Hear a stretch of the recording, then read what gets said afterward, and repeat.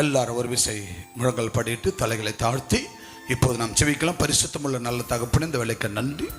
ஆண்டவரும் இரட்சகருமாய் இயேசுவின் நாமத்தில் இதோ இந்த நாளிலே என் தேவனாகிய கர்த்தர் சர்வ வல்லமுள்ள தேவன் ஆண்டவராகிய இயேசு கிறிஸ்து நீர் எங்களுக்கு கொடுக்கப்படுகிற அந்த மன்னா, இந்த வேத வார்த்தை, உம்முடைய வார்த்தையை எங்களுக்கு அனுப்புவீராக.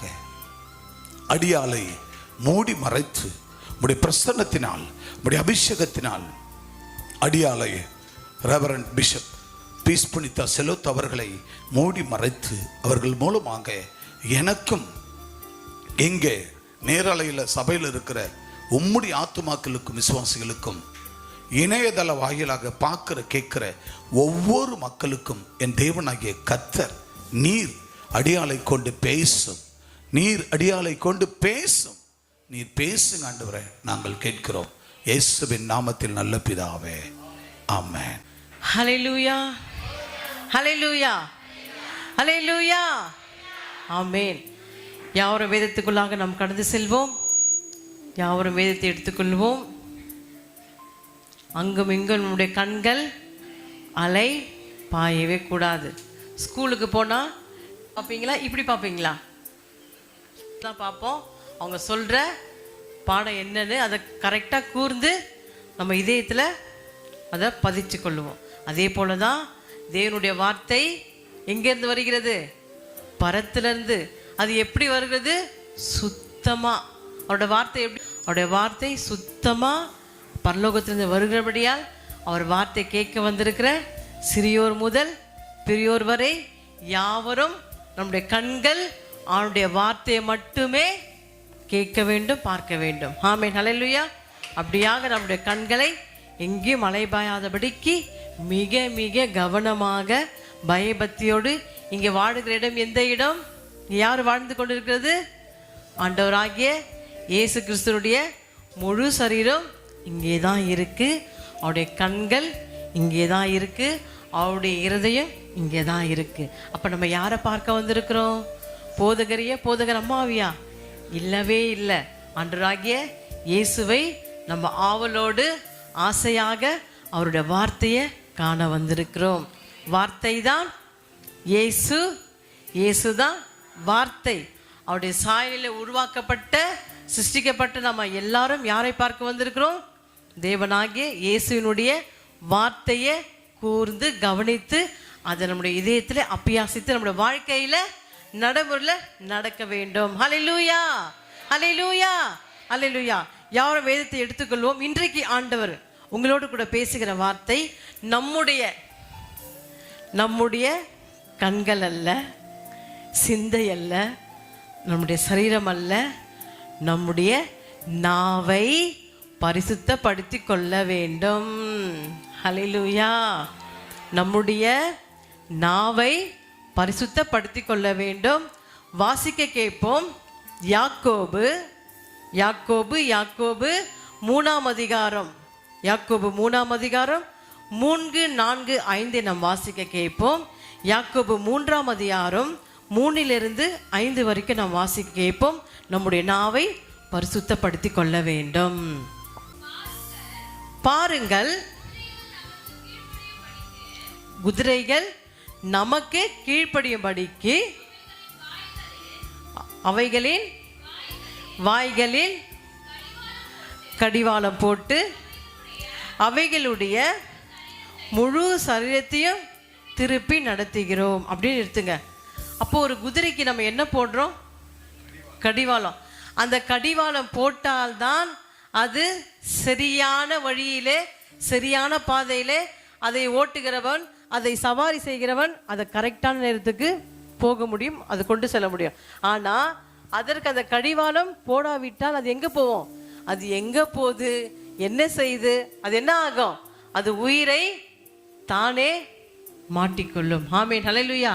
அப்போ அப்படியாகத்தான் நமக்கு கொடுக்கப்பட்டிருக்கிற இந்த முழு சரீரத்தில் நாவானது எப்படியா இருக்கிறது? சிறியதா இருக்கிறது. அடுத்ததை வாசி கேட்போம். கப்பல்களையும் பாருங்கள், அவைகள் மகா பெரியவைகளாய் இருந்தாலும் கடும் காற்றுகளால் அடிக்கப்பட்டாலும் அவைகளை நடத்துகிறவன் போகும்படி யோசிக்க இடம் எதுவோ அவ்விடத்துக்கு நேராக மிகவும் சிறிதான சுக்கானாலே திருப்பப்படும். சுக்கானா என்றால் நங்கூரம். தினேஷ் பிரதர், நங்கூரம் எவ்வளவு பெருசா இருக்குமா சின்னதா இருக்குமா? கப்பல் பெருசு, நங்கூரம் எப்படி இருக்கும்? சின்னதா. அப்போ அவ்வளோ பெரிய கப்பலுக்கு அது போக வேண்டிய, அதை வழி நடத்த வேண்டிய ஒருவர் இருந்தா அதுக்கு என்ன தேவை? சிறிய சுக்கனாகிய என்னது? நங்கூரம். அந்த நங்கூரம், அந்த நங்கூரம் எவ்வளவு ரொம்ப பெருசு இல்ல, பெருசுதான் என்னது? கப்பல். கப்பல் தான் ரொம்ப ரொம்ப பெருசு. ஆனா அதை நடத்துகிற அந்த கருவி எப்படியா இருக்குன்னா ரொம்ப சிறியதா, அதுதான் என்னது?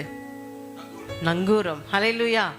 அப்போ ஒரு கப்பலை நடத்துறதுக்கு ஒரு சிறிய நங்கூரம் தேவைப்படுது என்றால், நம்முடைய வாழ்க்கை திருப்பு முனையே வழி நடத்துவதற்கு ஒரு சிறிய நாவு நமக்கு தேவைப்படுகிறது. ஹல்லேலூயா, ஹல்லேலூயா. அப்ப அந்த சிறிய நாவு ஒருத்தருடைய வாழ்க்கையே தூக்கி செல்லும், அதே நேரத்தில் ஒருத்தருடைய வாழ்க்கையே அழிக்கும் செல்லும். ஹல்லேலூயா. அடுத்து வாசி கேட்போம். அப்படியே நாவானதும் சிறிய அவயமாய் இருந்தும் பெருமையானவைகளையே பேசும் பாருங்கள் அப்படின்னு எடுத்துங்க. அப்போ நம்முடைய எப்படி? அப்படியே நாவானதும், நம்முடைய நாவானதும் சிறிய அவயமா இருந்தாலும், நம்முடைய பெரிய சரீரமா, நான் ஓரளவுக்கு ஒல்லியா இருக்கிறேன், என்னை விட குண்டா இருப்பாங்க, அதை விட குண்டா இருப்பாங்க, ஆனா சரீரம் மட்டும் எப்படியா இருக்கிறது? சிறிய அவயமா இருந்தும் பெருமைகளையே பேசும் பாருங்கள். அப்படி நம்ம நாவு எதை பேசுகிறது? பெருமைகளை குறித்தே. என்கிட்ட இவ்வளோ பணம் இருக்கு, என்கிட்ட இவ்வளோ நகை இருக்கு, நான் இப்படி, நான் அழகுள்ளவள், நான் அப்படி இப்படிலாம் சொல்லி இச்சகமான வார்த்தைகளை, பெருமைக்குரிய வார்த்தைகளையே நம்முடைய நாவு பேசிக்கொண்டு மகிழ்கிறது. ஹல்லேலூயா. அப்போ வாசிங்க. பாருங்கள், சிறிய நெருப்பு எவ்வளவு பெரிய காட்டையே கொளுத்தி விடுகிறது. கரங்களை தட்டி ஹல்லேலூயா, ஹல்லேலூயா. ஒரு காட்டை, நம்ம வீட்டு பின்னாடி இருக்கிற அந்த காட்டை கொளுத்துறதுக்கு ஒரு தீக்குச்சி வேணாம். எப்படி? ஒரு தீக்குச்சி வேணவே வேணாம். நம்ம சிறிய நாவு போதும் ஒரு குடும்பத்தை அழிக்கவோ, அதை சிதைக்கவோ, அதை சின்னாபின்னமாக்கவோ, அதை ஒழித்து கட்டவோ ஒருத்தருடைய சிறிய நாக்கு போதும்.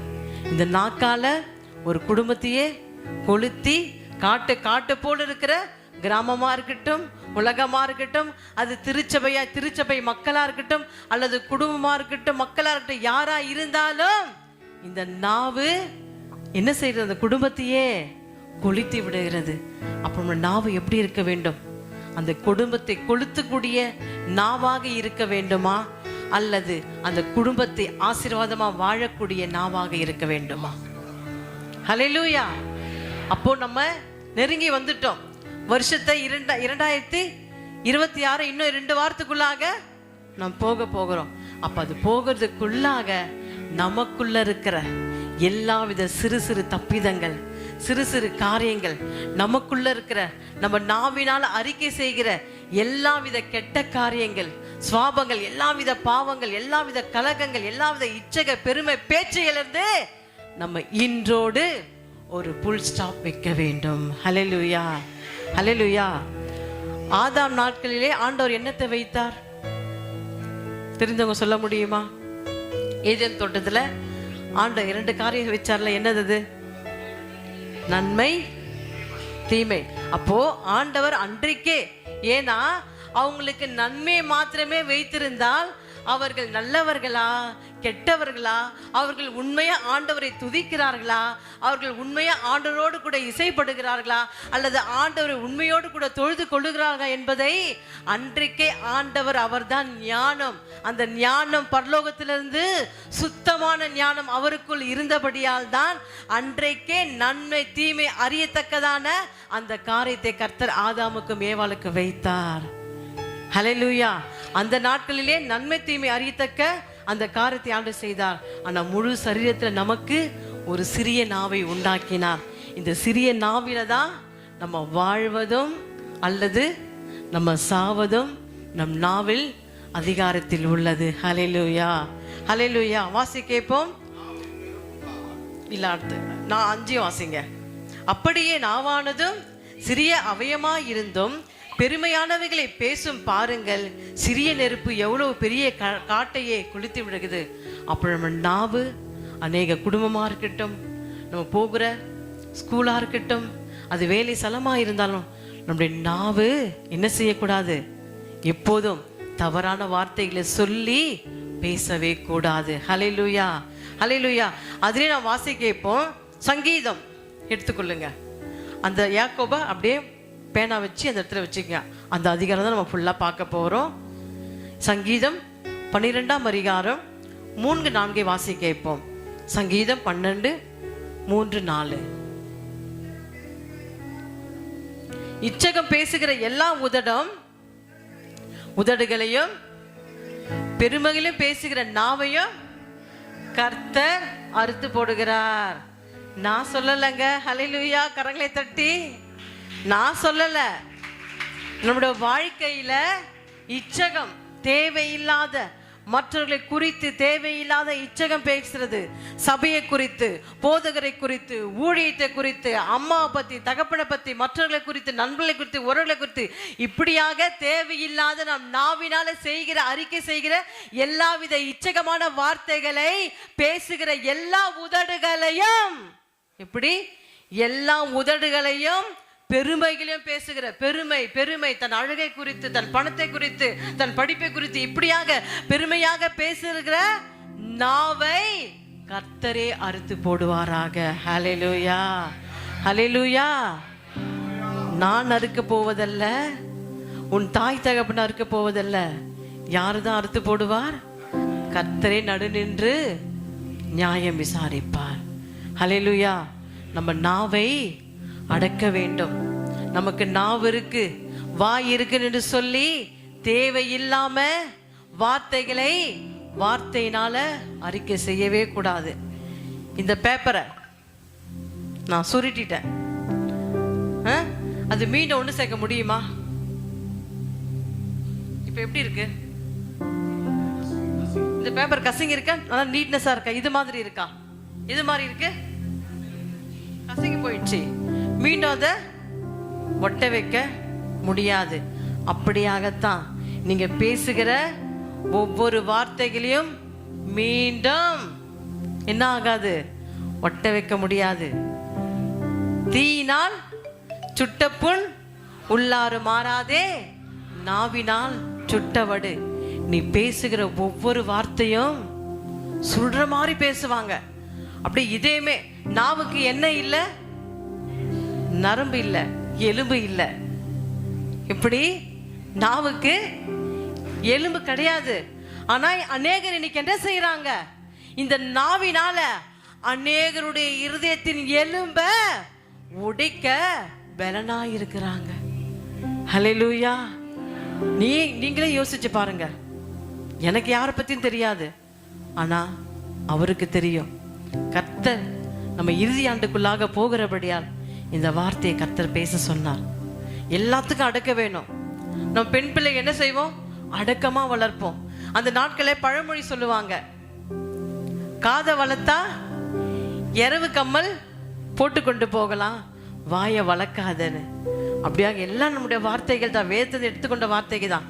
அப்ப நாம நம்ம என்ன செய்யக்கூடாது?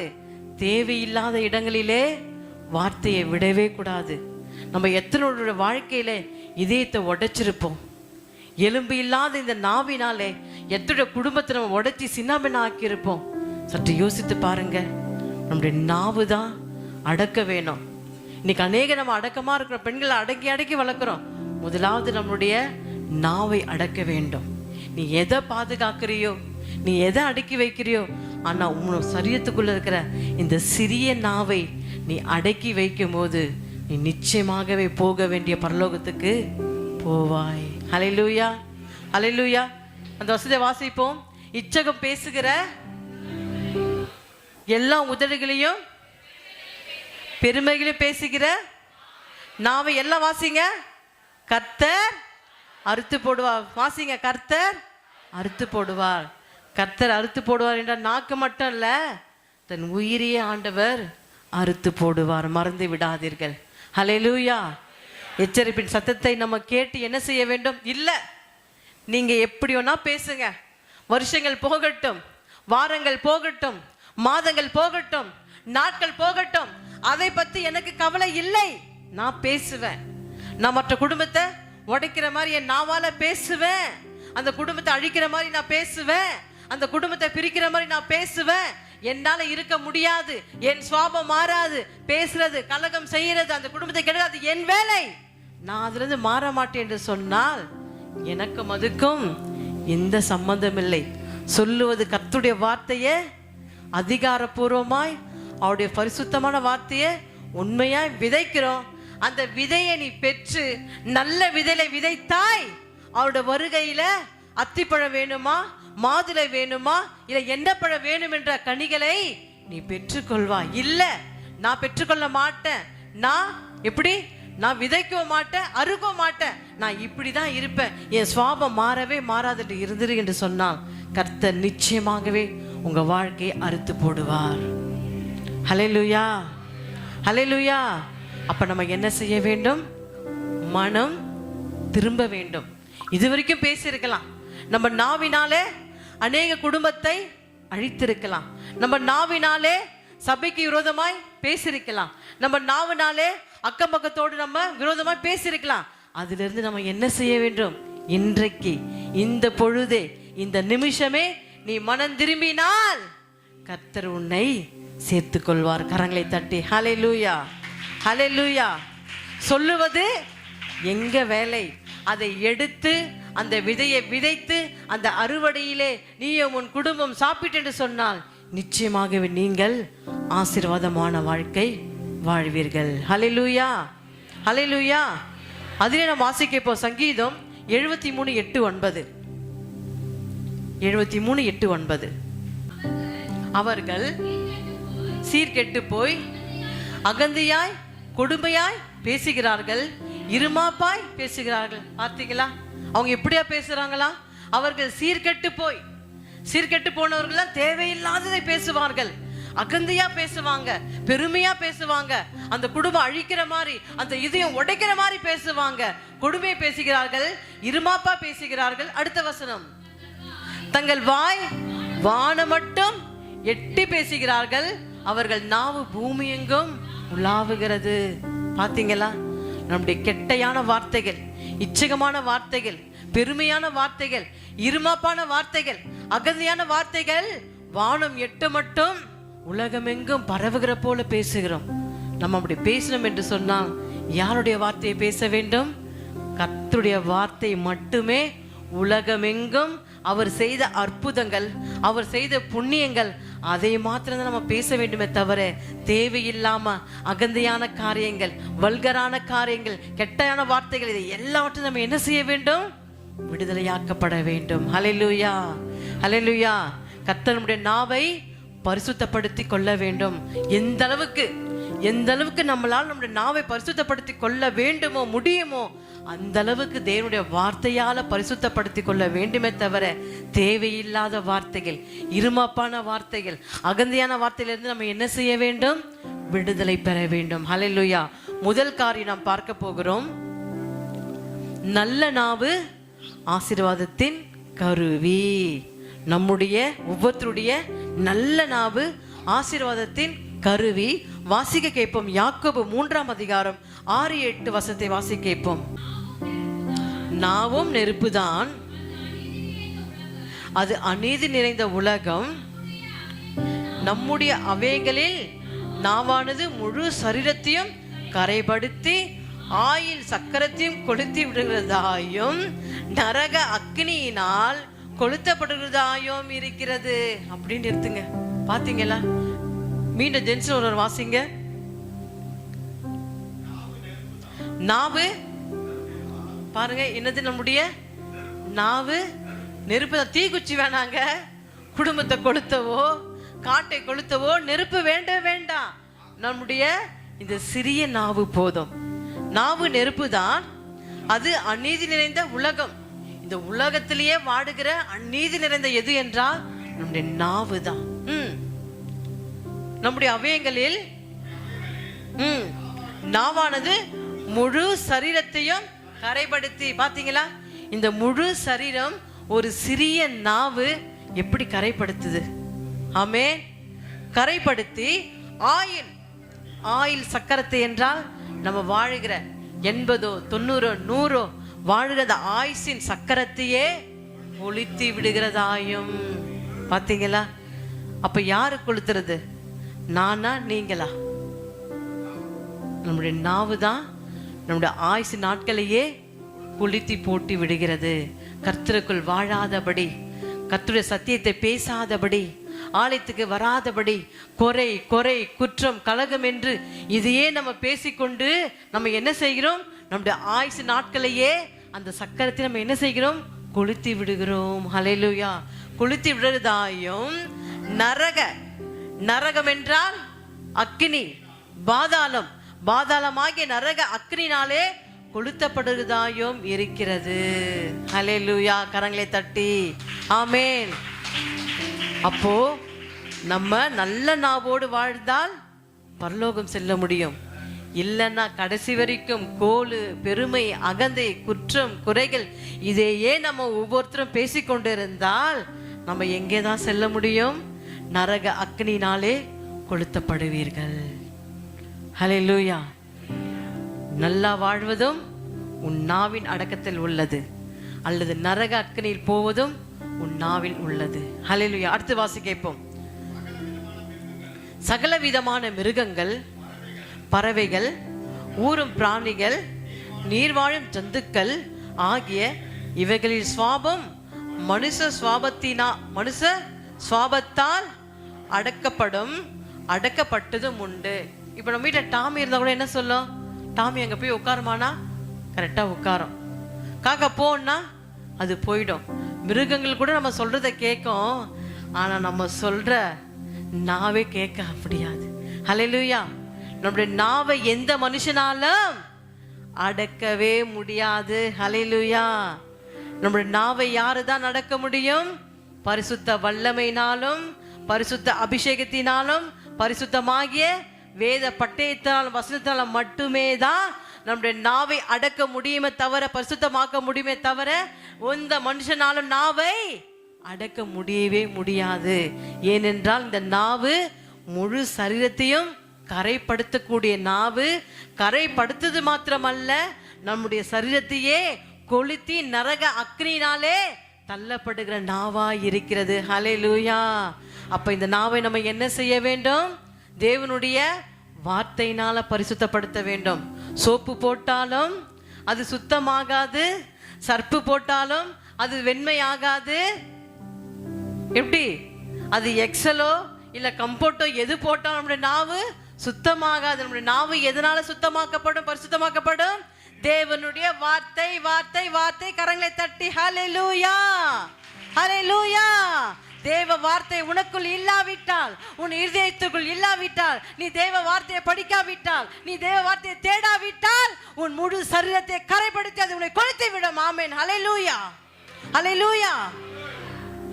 நீ உண்மையோடு பரிசுத்தத்தோடு தேவனுடைய வருகையிலே நீ எடுத்துக்கொள்ளப்பட வேண்டும் என்று சொன்னால், கர்த்தருடைய வருகையிலே நீ ஆசீர்வதிக்கப்பட வேண்டும் என்று சொன்னால், உன் சரீரத்தில் இருக்கிற இந்த நாவை தேவனுடைய வார்த்தையினால பரிசுத்தப்படுத்த வேண்டும். நீ எதை பரிசுத்தப்படுத்துறியோ இல்லையோ, இந்த நாவுக்கு காவல் வைக்க வேண்டும். அந்த காவல் என்ன? தேவ வார்த்தை. தேவ வார்த்தையினால அனுதினம் ஜெபித்து ஜெபித்து தேவ நாமத்தினால அந்த நாவை நீ கட்டப்படும் போது உன் ஜீவ ஆயுசு நாட்கள் ஒரு நாளும் கொளுத்தப்படாதபடிக்கு, நரகத்திலே தள்ளப்படாதபடிக்கு நீ ஜீவ நாட்களோடு தேவனோடு கூட வாழ்வாய். ஹல்லேலூயா. அதிலே நாம் வாசி கேட்போம். 8 முடிஞ்சுதா? 8 வாசிங்க. நாவை அடக்க ஒரு மனுஷனாலும், பாத்தீங்கன்னா சொன்னல, நாவை அடக்க ஒரு மனுஷனாலும் கூடவே கூடாது. வாசிங்க. அது அடங்காத பொல்லாங்குள்ளதும் சாவுக்கு எதுவான விஷம் நிறைந்துமா இருக்கிறது. கரங்களை தட்டி பாத்தீங்களா? நம்முடைய நாவு எப்படி விஷம். ஒரு பாம்பு கூட பெரிய பாம்பு அதுக்கு விஷம் சொல்லலாம். ஆனா பல்லி, ஒரு சிறிய பல்லி, அதுக்குள் எவ்வளவு விஷத்தன்மை உள்ளது. அதை நம்ம அது விஷத்தை உண்ணால் மறிப்போமா இருப்போமா? மறித்து போயிடும். அது போலதான் நம்முடைய நாவு விஷம் நிறைந்த நாவு. இந்த நாவின் விஷத்தை நம்ம ஒரு நாளும் அந்த விஷம் நம்ம நாவிலே வரக்கூடாதபடிக்கு பரிசுத்த வல்லமையினால, தேவ வார்த்தையினால பரிசுத்தமாக்கப்பட வேண்டும். ஹல்லேலூயா. மீண்டும் அதை வாசிப்போம். நாவை அடக்க ஒரு மனுஷனாலும் கூடாது, அது அடங்காத பொல்லாதுள்ளதும் சாவுக்கு ஏதுவான விஷம் நிறைந்ததுமா இருக்கிறது. இந்த விஷம் நிறைந்த இந்த நாவை நம்ம பாதுகாக்க வேண்டும், பரிசுத்தப்படுத்த வேண்டும். இந்த நாவினால ஒருத்தரை நம்ம என்ன செய்யக்கூடாது? தவறா பேசவே கூடாது. அந்த குடும்பம் அழியிற அளவுக்கு நம்ம போகவே கூடாது. பார்த்தீங்கன்னா சென்னையில் எனக்கு தெரிஞ்ச ஒரு குடும்பம், கணவன் மனைவி, கல்யாணம் புதுசு. அவங்க ரொம்ப ரொம்ப சந்தோஷமாக வாழ்ந்துருந்தாங்க. அவங்க மனைவிக்கு பூ வாங்கி கொடுப்பது, நகை வாங்கி கொடுப்பது, பிரியாணி இப்படின்ட்டு சொல்லி ரொம்ப சந்தோஷமாக வாழ்ந்து கொண்டு இருந்தாங்க. ஆனால் பக்கத்து வீட்டு ஒரு பெண்மணி பார்த்தாங்க, என்னடா இது இவங்க இவ்வளோ சந்தோஷமாக இருக்கிறாங்களே, இந்த குடும்பத்தை எப்படி கலைக்கிறது, இந்த குடும்பத்தை எப்படி உடைக்கிறது, அவர் இருவரையும் எப்படி பிரிக்கிறது சொல்லி அவர்கள் தன் நாவினாலே வகை தேடினார்கள். வகை தேடி அவங்க மனைவி இல்லாத நேரங்களிலே அவர்கள் சென்று அவங்களுடைய கணவர் இடத்துல தேவையில்லாம அந்த பெண்மணி குறித்து தவறான செய்திகளை தன் வாயினாலே சொல்லிவிட்டு வந்து விட்டார்கள். அதனால வந்த பிரச்சனை என்னானது? அந்த இருவருமே மரித்து போனார்கள். ஹல்லேலூயா. அப்போ நாவினாலே விஷம் நிறைந்த நாவு ஒரு உயிரை எடுக்கவும் முடியும், ஒரு உயிரை கொளுத்தவும் முடியும், ஒரு உயிரை வாழ வைக்கவும் முடியும். இது நாவில் உள்ளது. ஹல்லேலூயா. தயவு செய்து நீங்க யாரா இருந்தாலும் இனி வர காலங்களிலே, பிறக்க போகிற வருஷத்திலே நம்ம பரிசுத்த நாவாக தான் பேச வேண்டும். எதை செய்தாலும் பரிசுத்தம் தான். ஒரு குறையா பேசுறாங்களா, அவங்க கிட்ட அந்த குறைய தீர்த்து அதை சரி செய்து வந்துருங்க. அதை விட்டு நீங்களும் அவர்களோடு சேர்ந்து குறையா பேசாதீங்க.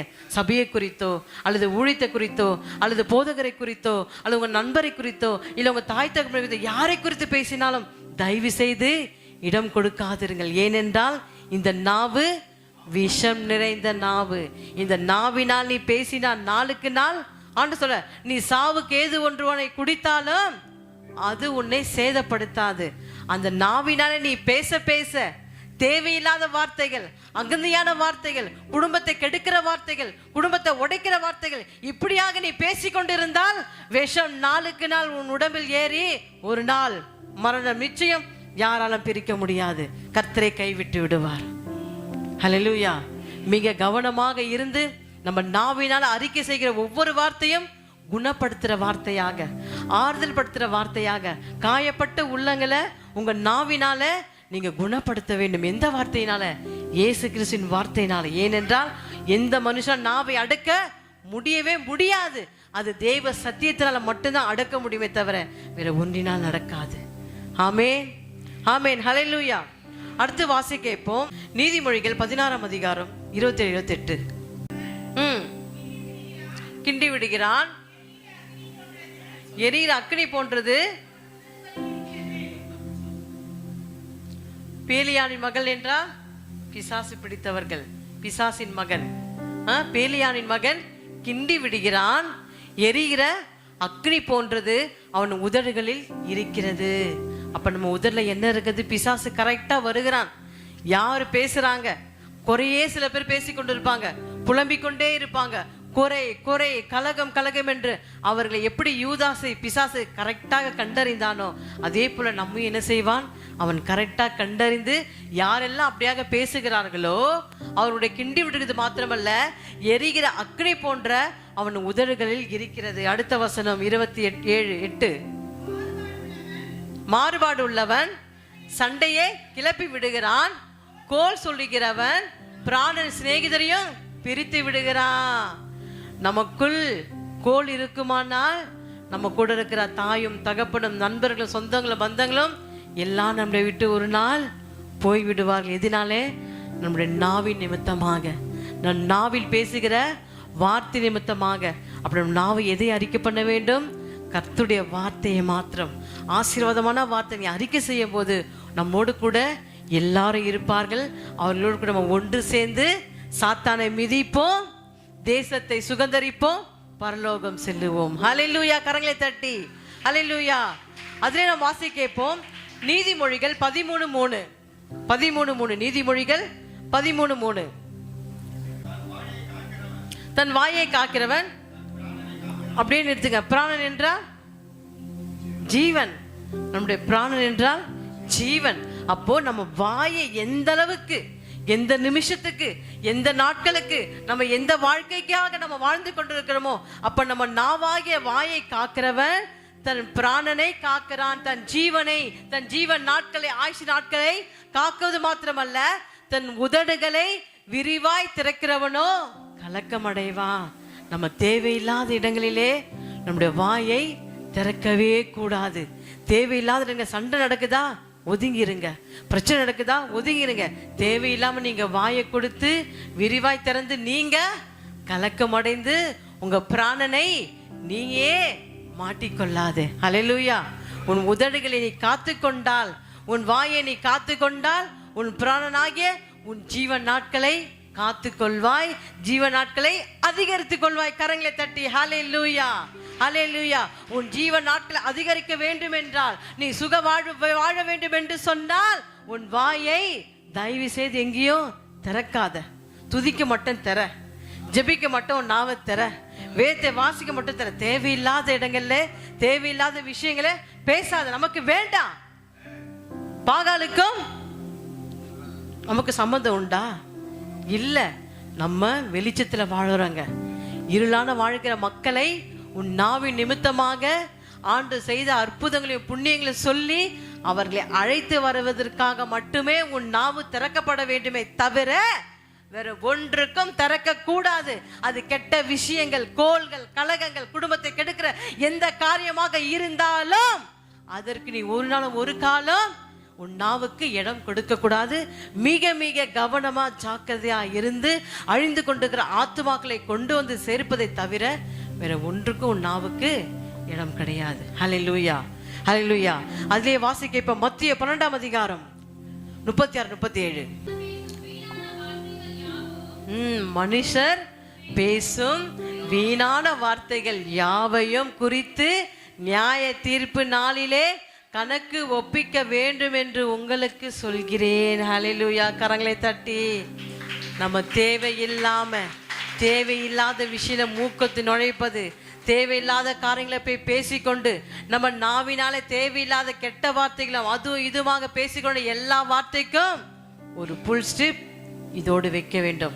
இனி நீ யாரை பத்தியும் குறை சொல்லக்கூடாது, யாரை பத்தியும் தவறா பேசக்கூடாது. உன் நாவினால மற்றவர்களை ஆசீர்வதிக்க மட்டும்தான் பேசணுமே தவிர, மற்றோட காயங்களை கட்டதான் உன் வாயை திறக்கணுமே தவிர வேற ஒன்றுக்கும் திறக்க கூடாது. அப்படி நீ பேசினால், நான் அப்படிதான் பேசுவேன், நான் மாற மாட்டேன், என் சுவாபம் இதுதான் என்று நீங்க சொன்னீர்கள் என்றால் அவர்களுக்கு என்ன நேரிடும்? மனுஷர் பேசும் வீணான வார்த்தைகள். உங்களுக்கு தெரியும் வீணான வார்த்தை என்னன்னா, உங்களுக்கு எல்லாருக்குமே தெரியும். வீணான வார்த்தைகளை யாவையும் குறித்து நியாய தீர்ப்பு நாளிலே கணக்கு ஒப்புவிக்க வேண்டும் என்று உங்களுக்கு சொல்கிறேன். அடுத்த வசனம், ஏனெனில் உன் வார்த்தைகளினாலே நீதிமான் என்று தீர்க்கப்படுவாய், அல்லது உன் வார்த்தைகளினாலே குற்றவாளி என்று தீர்க்கப்படுவாய். கரங்களை தட்டி ஹல்லேலூயா. ஹல்லேலூயா. நீ நீதிமானா அல்லது குற்றவாளியா? நீ பேசுகிற நாவினால அறிக்கை செய்கிற ஒவ்வொரு வார்த்தையினாலும் கர்த்தர் கணக்கு வைப்பார். நீங்க நீதிமான குற்றவாளியா? சொல்லுங்க. சத்தம் வரலையே.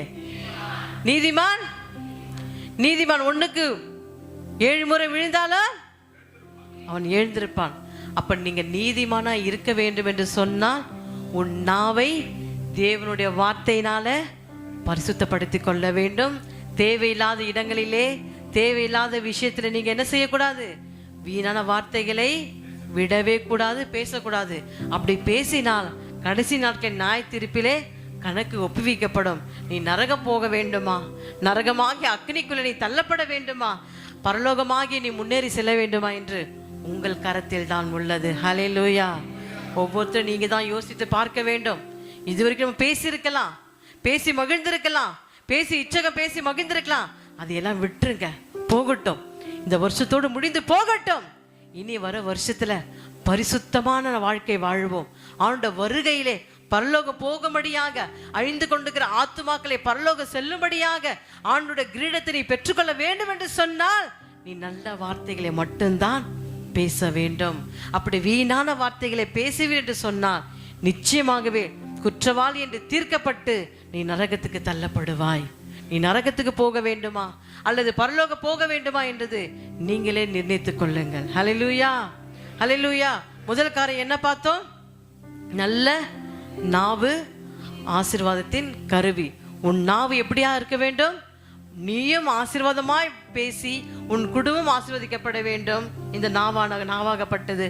அதே போல மற்ற குடும்பங்களையும் உன் நாவின் மூலமாக ஒவ்வொரு குடும்பம் ஆசீர்வதிக்கப்பட்டு, அவர்கள் காயப்பட்டார்களா, அவர்கள் நொறுக்கப்பட்டார்களா, தேவனுடைய வார்த்தை மூலமாக உன் நாவினால் அவர்களை ஆற்றி தேற்றி நீ வழி நடத்தும் போது உங்களுடைய ஒவ்வொருடைய வாழ்க்கையும் நாவும் ஆசீர்வதிக்கப்பட்டிருக்கும். கரங்களை தட்டி ஹல்லேலூயா, ஹல்லேலூயா. இரண்டாவது காரியம் பார்க்க போகிறோம். நம்முடைய நாவு துதிக்கும் நாவாக தான் இருக்க வேண்டும். எப்படி? நம்முடைய நாவு துதிக்கும் நாவாக தான் இருக்க வேண்டும். தீங்கு செய்யும் ஆயுதமாக இருக்கக்கூடாது. தீங்கு செய்யும் ஆயுதமாக நம்முடைய நாவு இருக்கக்கூடாது. நம்முடைய நாவு துதிக்கும் நாவாக தான் இருக்க வேண்டும். வாசிக்க கேட்போம். யாக்கோபு 3ஆம் அதிகாரம் 9, 10, 11 வாசிக்க கேட்போம்.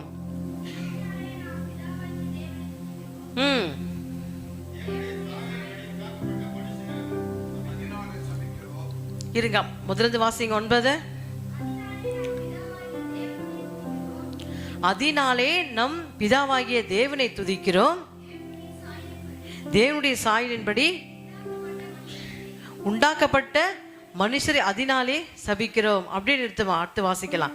அதனாலே நம் பிதாவாகிய தேவனை துதிக்கிறோம், தேவனுடைய சாயலின்படி. நீங்க எல்லாம் யாரால உண்டாக்கப்பட்டிருக்கீங்க? தேவனுடைய சாயலின்படி உண்டாக்கப்பட்டவர்கள் நீங்க. அப்ப நீங்க எதை தான் பேச வேண்டும்? நீங்கெல்லாம் தேவனுடைய சுத்த குமாரனுடைய பிள்ளைகள், மகன்கள், மகள்கள். நீங்கெல்லாம் ராசாத்தி, எஸ்தர்கள், எசேக்கியேல்கள். அப்படியாக இருக்கிற உங்க நாவு எப்படியாக இருக்க வேண்டும்? அந்த நாவினாலே நம்ம தேவனை துதிக்கிறோம், ஆராதிக்கிறோம், மகிமைப்படுத்துகிறோம். அவருடைய நாமத்தை எப்போதும் துதித்து கொண்டே இருக்கிறோம். ஆனா மீண்டும் என்ன செய்கிறோம்? வெளியே போன உடனே இதே நாவினாலே மற்றவர்களை சபிக்கிறோம், கெட்ட வார்த்தைகளை பேசுகிறோம், கணவனை சந்தேகப்படுகிறோம், மனைவியை சந்தேகப்படுகிறோம், மனைவியை அடிக்கிறோம், கணவனாரை திட்டுகிறோம், பிள்ளைகளை தேவையில்லாத பேட்ஸ் வார்த்தை, கெட்ட வார்த்தைகளாம் பேசி என்ன செய்கிறோம்? சந்தோஷமா மகிழுகிறோம். இதை கர்த்தர் நேசிப்பாரா? இந்த வாயில தானே தேவனை துதிக்கிறோம். நீங்கெல்லாம் யாரு? எல்லாரும் தேவனால் உண்டாக்கப்பட்ட சாயல். அப்ப கர்த்தருடைய சாயலா இருக்கிற நீங்க கெட்ட வார்த்தைகள் நம்மளோட நாவிலே புறப்படலாமா? சொல்லுங்க. அடுத்து வாசிங்க 10. துதித்தலும் சபித்தலும் ஒரே வாயிலிருந்து புறப்படுகிறது. பார்த்தீங்களா? நீங்க துதித்தாலும் சரி, ஆண்டவரை மகிமைப்படுத்தினாலும், அந்த நாவில சபித்தாலும் ஒரே நாவு தான். நமக்கு 2 நாவு இல்லை. எப்படி? நமக்கு லிவர், கிட்னி தான் 2 கொடுத்துருக்காரு. ஆனா நாவு தான். ஏன்னா நன்மை தீமை அறியணும், நீ யார் என்று கர்த்தருக்கு தெரியணும், நீ எப்படியாப்பட்ட என்று கர்த்தர் புரியணும், நீ நரக போக வேண்டுமா அல்லது பரலோக போக வேண்டுமா என்று உன் சரீரத்துக்குள்ள இருக்கிற உங்க நாவு தான் தீர்மானிக்க வேண்டும் உன்னோட வாழ்க்கையை. ஆமென், ஹல்லேலூயா. அப்போ துதிக்கும் சபித்தலும் ஒரே வாயிலிருந்து புறப்படுகிறது. என் சகோதரி இப்படி இருக்க ஆகாது. வாசிங்க 11. ஒரே ஊற்று கண்ணிலிருந்து தித்திப்பும் கசப்பான தண்ணீர் சுரக்குமோ? பாத்தீங்களா? ஒரே ஊற்றுல கசப்பான தண்ணியும் இனிப்பான தண்ணி வந்தா அது குடிக்க நல்லா இருக்குமா ரமேஷ்? நல்லா இருக்காது. ஒரு பாட்டில்ல கசப்பான தண்ணியும் எப்படி நல்ல தண்ணி ஊத்தா நல்லா இருக்குமா? நல்லா இருக்காது. அப்படியே கசக்கும், அப்படி கீழே துப்புவோம். அப்படியாகத்தான் இது தேவன் கொடுத்த நாவினாலே நீ கர்த்தரை மட்டும்தான் துதிக்க வேண்டும். மற்றவர்களை பார்த்து நீ ஆசீர்வதிக்கப்பட வேண்டும். மற்றவர்கள் உன்னால ஆலயத்துக்குள் வரப்பட வேண்டும். உன்னால் அந்த குடும்பம் கட்டப்பட வேண்டும். உன்னால் அந்த குடும்பம் வாழணும். சொல்லுவங்களை பார்த்தாலே, அந்த சகோதரி வந்தாலே அவங்க பேசுகிற அந்த இனிமையான வார்த்தை, அந்த கர்த்தருடைய வார்த்தை என் இதயத்தை ஆற்றும், தேற்றும். இதயத்தின் காயத்தை ஆற்றிடும் எந்தன் ஏசையா, என் இதயத்தின் காயத்தை ஆற்றிடும் எந்தன் ஏசையா. கரை காணா படகை போல தடுமாறும் வாழ்க்கையா. கரை காணா படகை போல தடுமாறும் வாழ்க்கையா. என் இதயத்தின் காயத்தை ஆற்றிடும் எந்தன் ஏசையா. என் இதயத்தின் காயத்தை ஆற்றிடும் எந்தன் ஏசையா. கரை காணா படகை போல தடுமாறும் வாழ்க்கையா. கரை காணா படகை போல தடுமாறும் வாழ்க்கையா. என் இதயத்தின் காயத்தை ஆற்றிடும் எந்தன் ஏசையா. யோவானைப் போலவும் மார்பிலே இளைப்பாற வேண்டுமையா. யோவானைப் போலவும் மார்பிலே இளைப்பாற வேண்டுமையா. கரை காணா படகை போல தடுமாறும் வாழ்க்கையா. என் இதயத்தின் காயத்தை ஆற்றிடும் எந்தன் ஏசையா. ஹல்லேலூயா. நம்முடைய இதயத்தின் காயங்கள், நொறுக்கப்பட்ட இருதயம், நொறுக்கப்பட்ட உள்ளமாக இருந்தாலும் நம்முடைய நாவாகப்பட்டது கர்த்தருடைய வார்த்தையை பேசும்போது, நீ கர்த்தருடைய வார்த்தையை விதைக்கும் போது, நீ கர்த்தருடைய சமாதான வார்த்தையை உரைக்கும் போது, அவர்களுடைய இருதயம் காயங்கள் உன் நிமித்தமாக கட்ட வைக்கப்பட வேண்டும். உன் நிமித்தமாக, உன் நாவின் நிமித்தமாக அவருடைய ஒவ்வொருடைய காயங்கள் ஆற்றப்பட வேண்டும். நீ ஆற்றக்கூடியவள், நீ அதற்காகவே தேவனால் தெரிந்து கொள்ளப்பட்டவன், தெரிந்து கொள்ளப்பட்டவள்.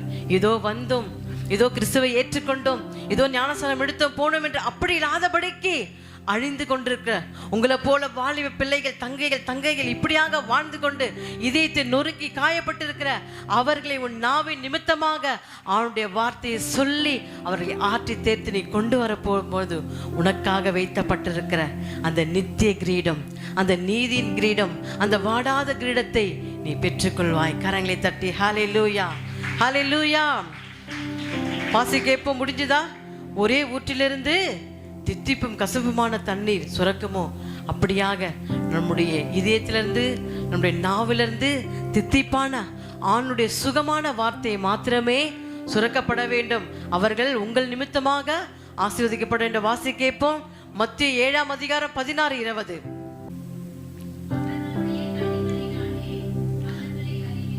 அவர்களுடைய கனிகளினாலே அவர்களை அறிவீர்கள். முள்செடிகளில் திராட்சை பழங்களையும் வாசிங்க, அத்தி பழங்களையும் பறிக்கிறார்களா? அப்போ பூண்டி செடியில அத்திப்பழம் பறிக்க முடியுமா? முடியாது. அப்போ எதுல தான் அத்திப்பழம் தான் அத்திப்பழத்தை பறிக்க முடியும், முச்செடி தான் முச்செடி பறிக்க முடியும். அடுத்த வாசி கேட்போம். ஆதலால் அவருடைய கனிகளினாலே அவர்களை அறிவீர்கள். அப்படியே நல்ல மரம் எல்லாம் கனிகளை கொடுக்கும், கெட்ட மரமோ கெட்ட கனிகளை கொடுக்கும். 18. நல்ல மரம் கெட்ட கனிகளை கொடுக்க மாட்டாது. பாத்தீங்களா? நல்ல மரம் கெட்ட கனியை கொடுக்குமா? இல்ல கெட்ட மரம் நல்ல கனியை கொடுக்குமா?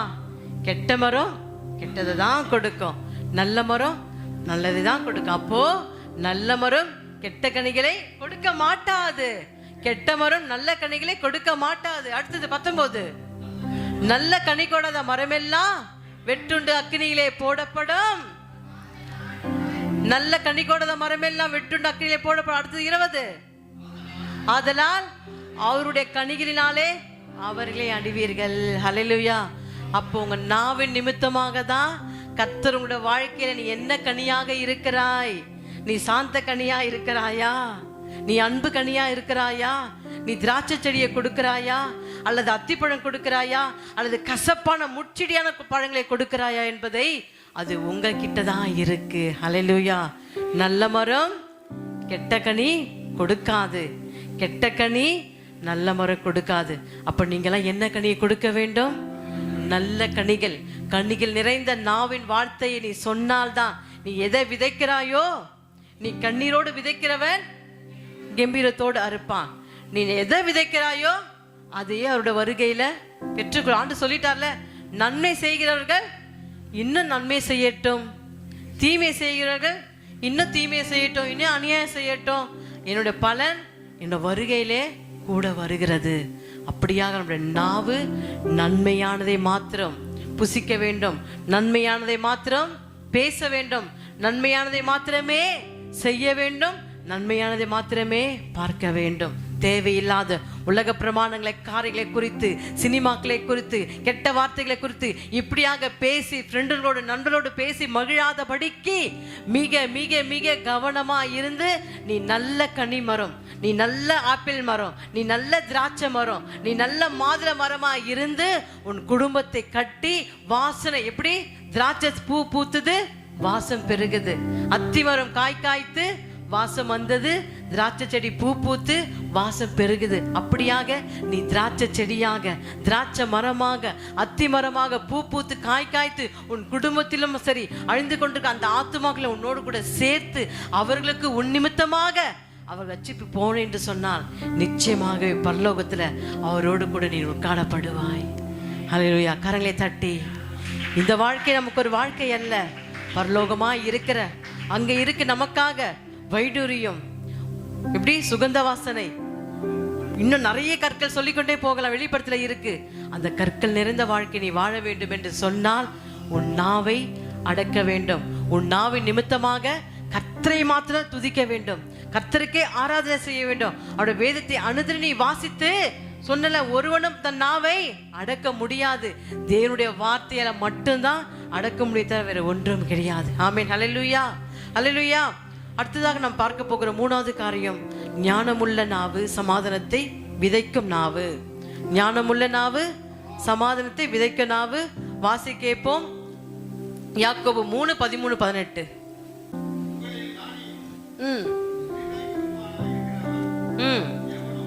எவனோ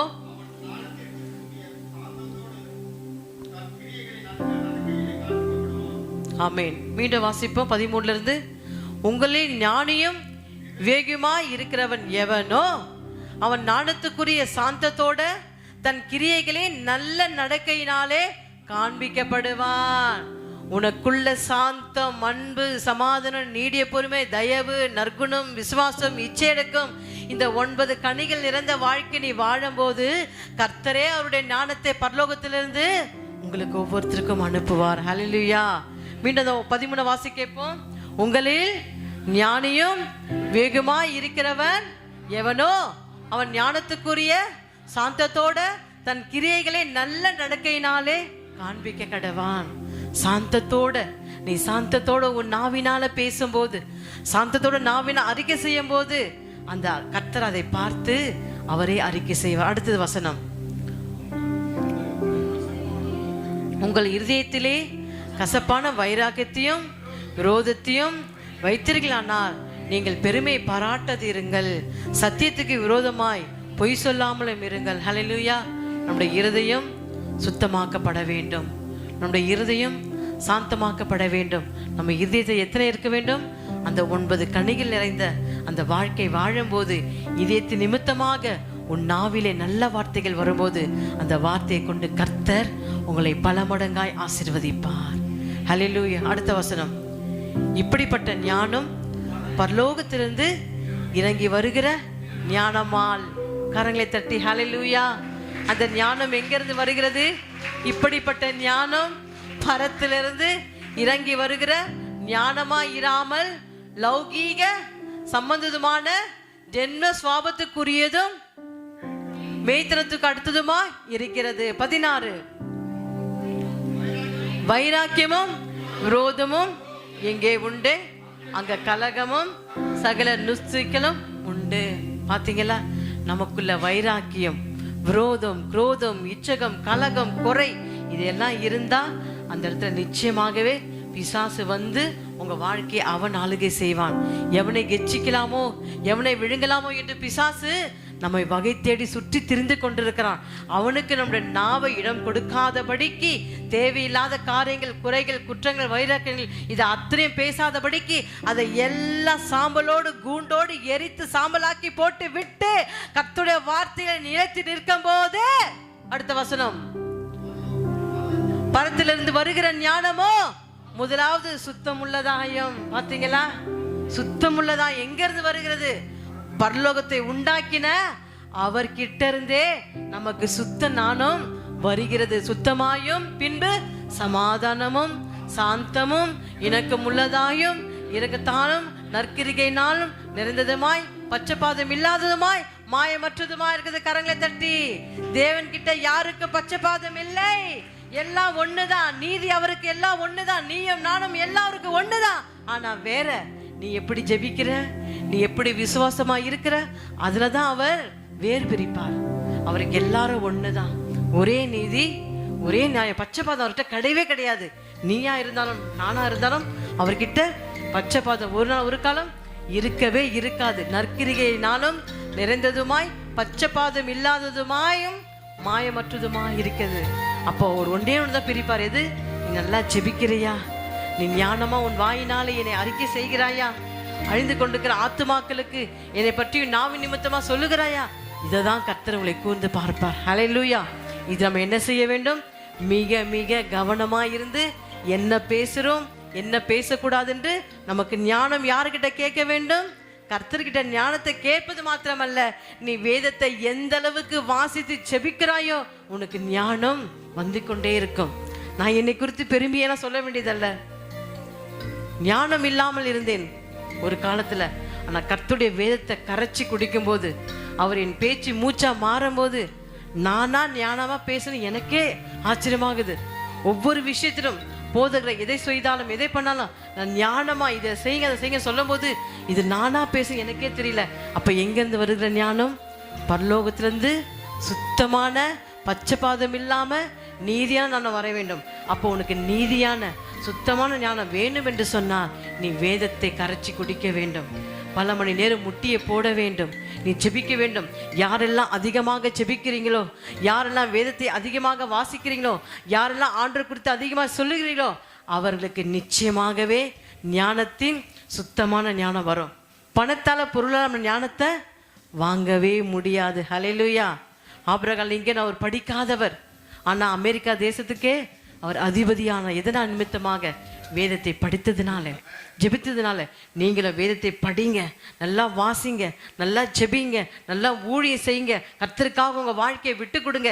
தேவையில்லாம உங்க நாவை கரைப்படுத்தாதபடிக்கு சுத்தமாய் நீங்க வளர்ந்து நீங்க கனி கொடுக்கும் போது கர்த்தர் சுத்தமான ஞானத்தை கொடுத்து உங்களுக்கு படிப்பிலும் சரி எல்லாவித உயர்வுகள் அவர் அனுப்புவார். ஹல்லேலூயா, ஹல்லேலூயா. அடுத்து வாசிப்போம் 18. நீதியாகிய கனியானது சமாதானத்தை நடப்புகிறாலே சமாதானத்தினாலே விதைக்கப்படுகிறது. நீங்க எதை விதைக்கிறீங்களோ, உங்கள் நாவின் நிமித்தமாக நீங்க எதையெல்லாம் விதைக்கிறீங்களோ அது நன்மையா விதைத்தால் உனக்கு நன்மையான அறுவடை. எப்படி?